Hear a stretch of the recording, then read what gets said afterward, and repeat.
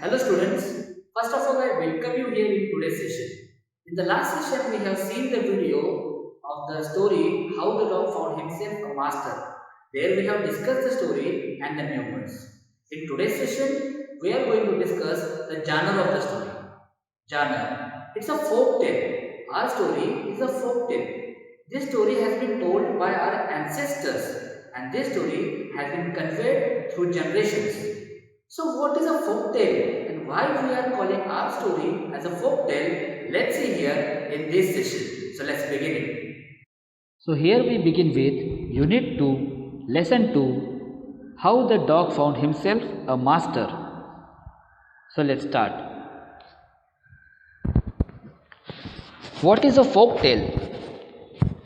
It is just a story told by our grandparents and that we are conveying generations to generations.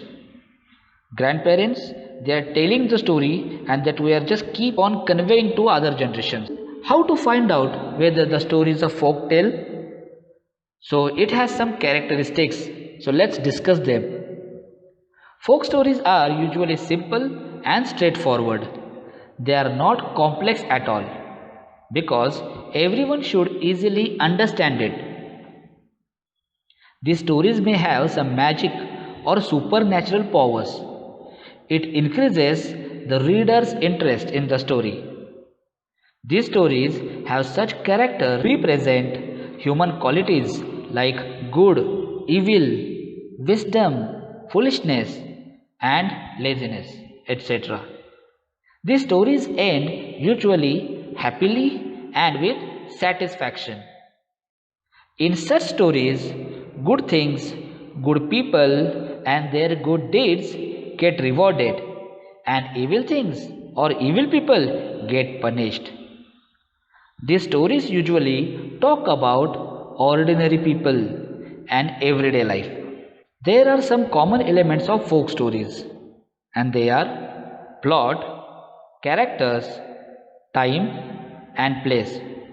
So let's discuss them in detail. So let's begin with the first point, plot. The plot of the folk stories are short as the story should be finished at the same time of telling. It can't be extended or divided into parts. Otherwise, listener will lose his involvement and interest. In folk tales, the main action is concentrated, so they avoid lengthy explanations and descriptions, and they do not change the track of the story. And soon after, conflicts get established and events move swiftly to the conclusion. In folk tales, the action never slows down and maintains the tone of the story. Most of the time, the endings of the stories are happy and teaches a moral. But sometimes, some stories are entertaining only without any moral. Moving on to the next point, the characters. The characters of the folk stories are flat, simple, and straightforward. They are either good or bad, so reader can understand the qualities of the characters. The characters represent the particular desire like greed, fear, hatred, and jealousy. So reader easily identify the role of the character in the story. The hero or heroine represents their own qualities like beautiful, poor, or isolated from the world. Sometimes evil characters are explained by their description or told more about them and their magical object or enchantment. Sometimes the characters are simply the animals who never be focused and have less values than others. Now let's see the next elements, time and place. Folk tales doesn't have any specific time or place.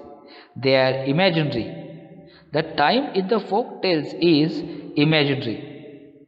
It shows past but not specific time. It starts with once upon a time or once or a long time ago. What about the place?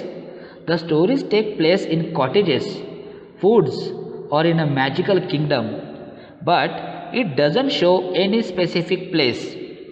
Kingdom or cottages or woods can be imaginary. Moving to the next point, purpose of folk tales. There are some purposes of folk tales, so let's see them. Such stories are told to inspire ordinary person. Such stories study the values and various behavior. Due to such stories, we can see around us and understand the real world.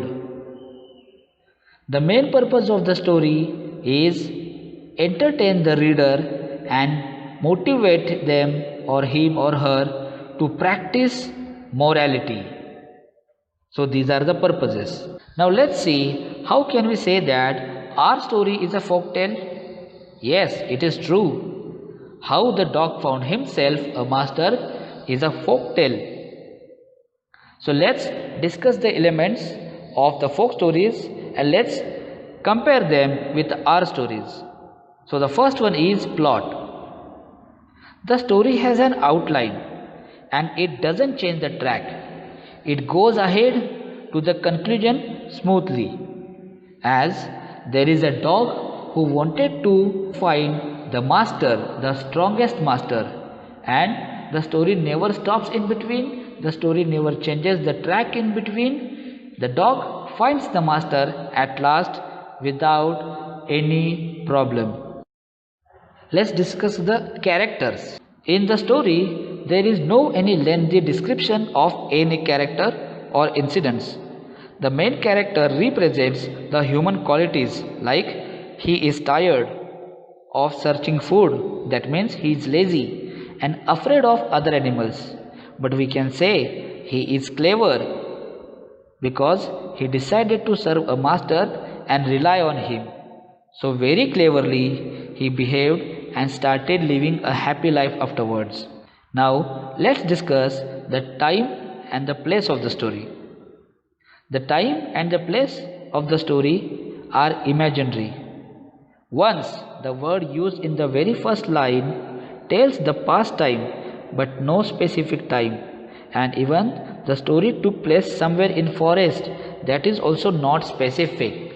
So we do not have any specific time or we do not have any specific place. Somewhere the story had occurred in the forest, but which forest? Where is it? Nobody knows.